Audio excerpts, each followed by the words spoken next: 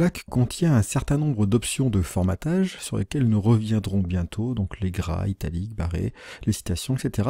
Mais curieusement, pas encore de solution automatique pour faire des listes dans le message lui-même. On peut l'en faire via des posts, on le verra aussi plus tard.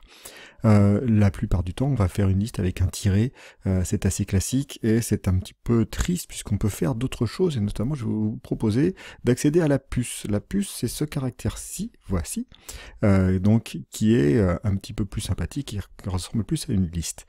Pour accéder à ce caractère, nous avons plusieurs possibilités. Je vais vous en montrer au moins deux sur Mac et j'ai expliqué sur PC.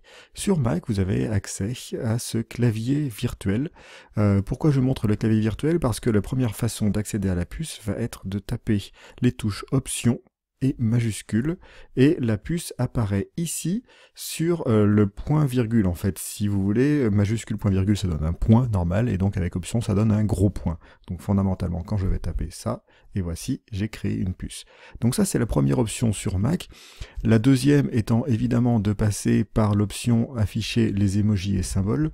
Donc si on passe par ici, nous allons également avoir dans les options de ponctuation un certain nombre de choses, et on peut, ou dans les options puce et étoile d'ailleurs plus spécifiquement, et donc vous pouvez aussi choisir. C'est beaucoup plus long parce qu'il faut ouvrir le menu, mais c'est une possibilité aussi.